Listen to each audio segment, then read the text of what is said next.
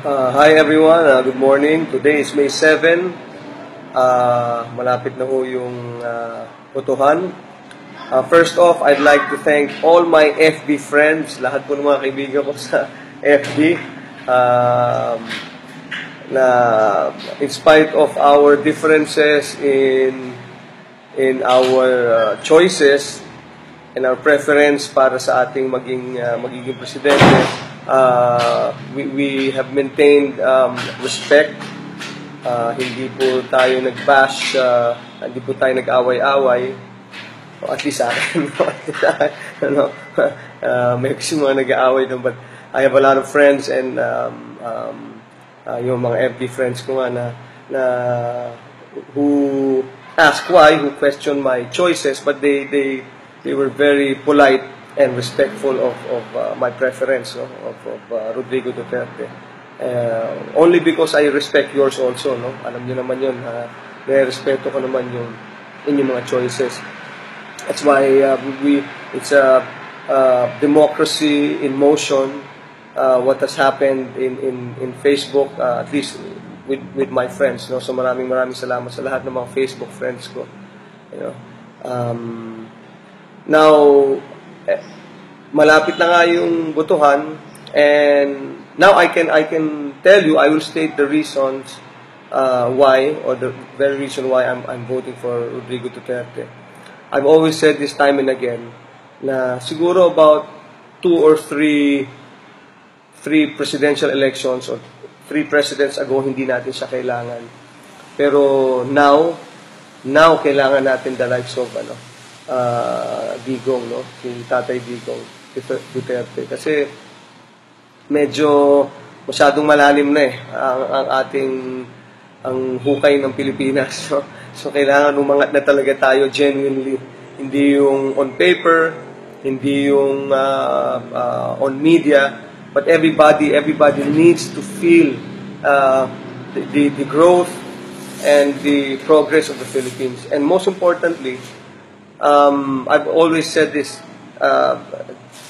ang Pilipinas kasi noon, sad to say, aminin man natin o hindi, when we were given the democracy, we were given the freedom, we misconstrued this freedom for something else. It was freedom to, ang nangyari, freedom to steal, freedom to do bad things, freedom to just do anything that we want, no? It's freedom without responsibility.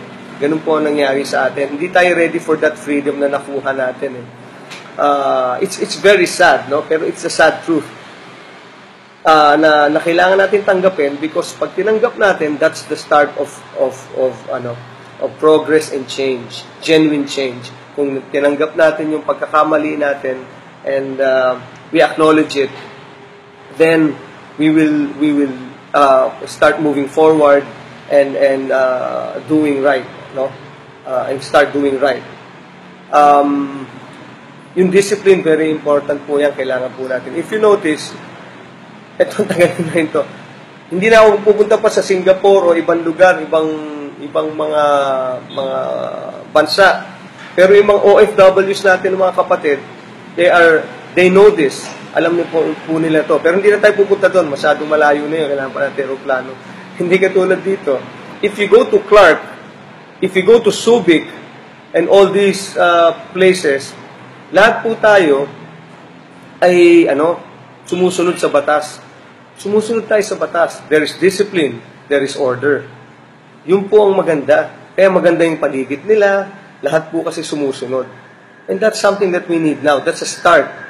You know, to quote then President Marcos, he was right. He was right, let's face it. Para sa ikauunlad ng bayan, disiplina ang kailangan.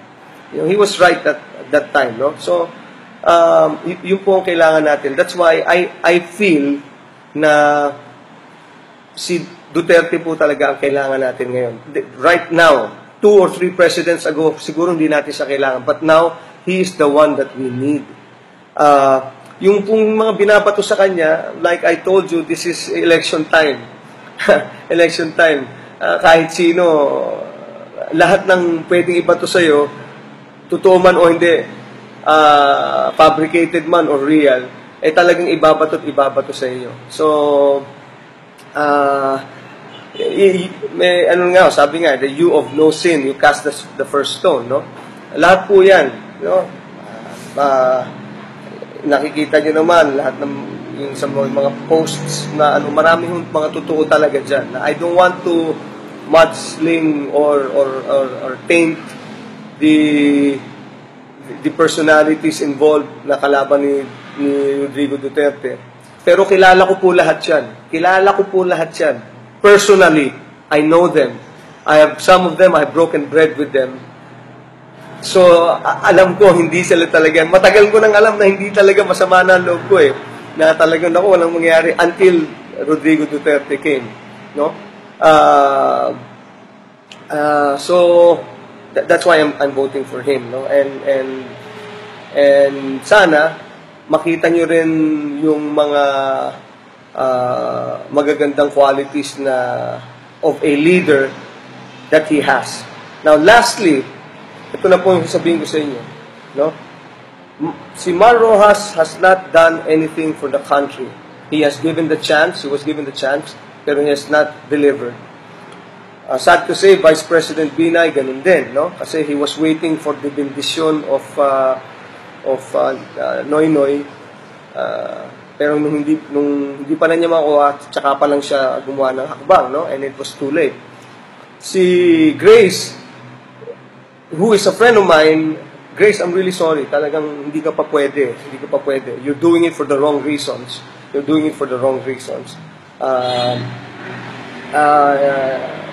Hindi, kulang pa.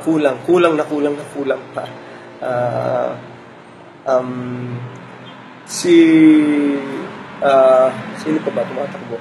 Si Miriam, Centro Miriam Defensor Santiago, magaling, pero hindi rin nag-deliver. I'm sorry, she's very eloquent, she's a very good speaker, she knows her laws, but she knows what to do and what should have been done, but it's too late, the hero, ngayon late na. Plus, she was also given the chance for a long time as a senator, but she did not deliver also. But she was very good, very eloquent, magaling magsalita, but too late, the hero na rin yan, no? Now, si Digong Duterte, honestly, has never done anything for the country. Nothing. Wala rin siyang ginawa para sa buong bansa natin. But, he has done so much for Davao. So, if it's going to be a showroom, a battle of showrooms, si Rodrigo Duterte lang po ang may showroom. He has brought Davao from kumbaga, the dark ages to a highly developed, progressive city. And lastly, kaya po siya ang pinili ko bago po ako I prayed on this naman, no? Tinanong ko yung kapatid ko who has been in Davao for a long time, he's now residing in the United States. Sabi ko, Kuya, what do you think of Rodrigo Duterte? Medyo sabi sa akin ng kuya ko, ito nakakatuwa. Ganun lang magsalta yun, nakakatawa lang yun, pagtawanan nyo lang. Pero he delivers, he's a good leader, he's firm, and he has a heart. So I prayed on this, which I encourage you to do also. I want you to pray before you go to the voting precincts. Again, we all have our choices, let's respect, and I hope and pray that we have a peaceful, honest election. Most importantly, after the election, sana, whoever wins, we rally behind him, we help him, because katulad ng maraming post, it's a collective effort. Hindi po kaya ng isang tao yan. Dapat lahat po tayo. But this time, with a good leader standing in front, behind, and with us, I think the Philippines, ang bansa po natin na we so love, will be great again, with God's grace and God's help. So, God bless you all. I'm very happy with technology. Thank God for Facebook, and thank God for friends like you. Mabuhay po ang Pilipinas. To God be all the praise and glory. I love you. Pwedeng iba to sa'yo, totoo man o hindi, fabricated man or real, talagang ibabato sa iyo. So, may ano nga, sabi nga, the you of no sin, you cast the first stone, no? Lahat po yan, no?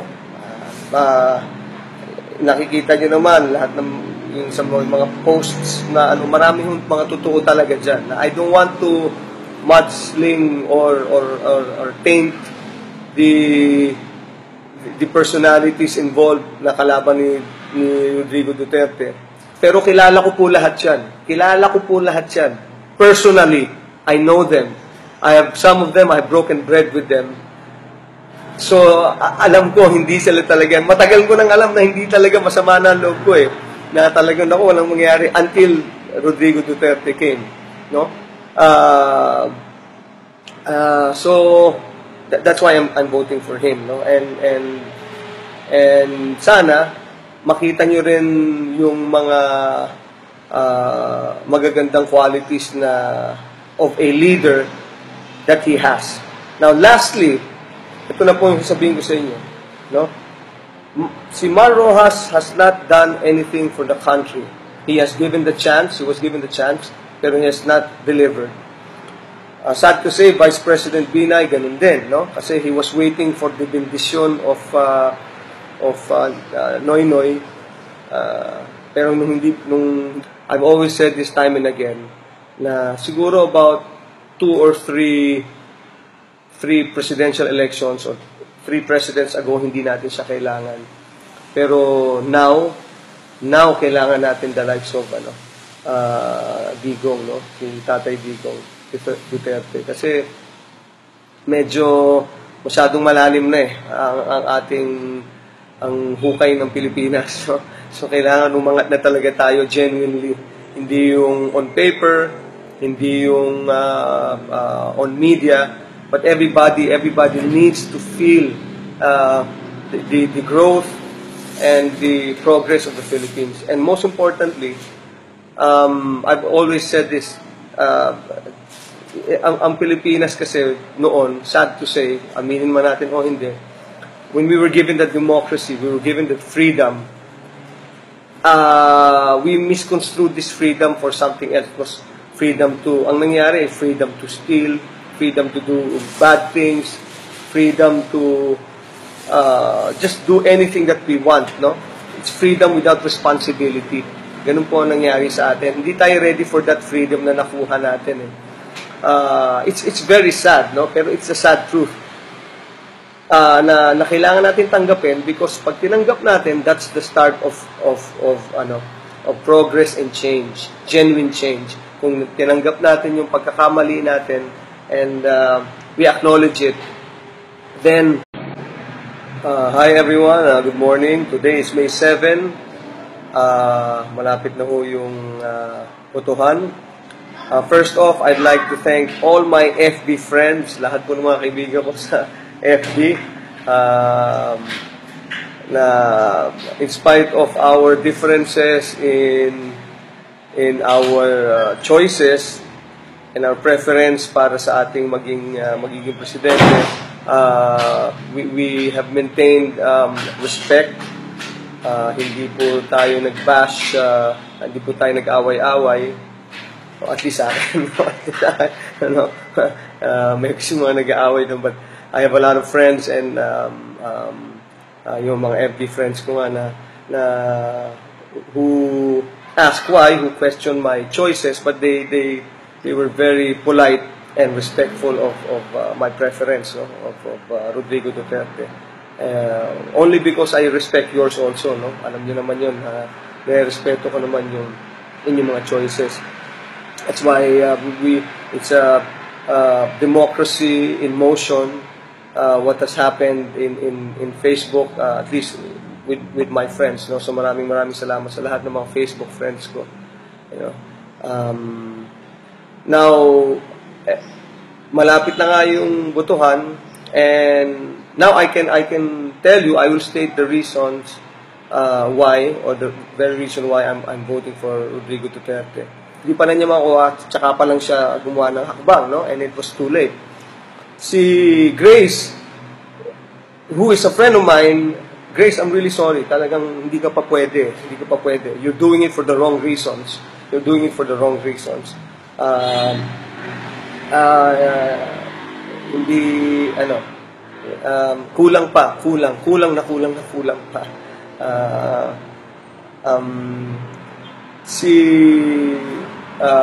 Sino pa ba tumatakbo? Si Miriam, Centro Miriam Defensor Santiago, magaling, pero hindi rin nag-deliver. I'm sorry, she's very eloquent, she's a very good speaker, she knows her laws, but she knows what to do and what should have been done, but it's too late, the hero, ngayon late na. Plus, she was also given the chance for a long time as a senator, but she did not deliver also. But she was very good, very eloquent, magaling magsalita. But too late, the hero na rin yan, no? Now, si Digong Duterte, honestly, has never done anything for the country. Nothing. Wala rin siyang ginawa para sa buong bansa natin. But, he has done so much for Davao. So much for Davao. So, if it's going to be a showroom, a battle of showrooms, si Rodrigo Duterte lang po ang may showroom. He has brought Davao from kumbaga the dark ages to a highly we will start moving forward and doing right, no? And start doing right. Yung discipline, very important po yan, kailangan po natin. If you notice, etong tagal na ito, hindi na ako pupunta pa sa Singapore o ibang lugar, ibang mga bansa.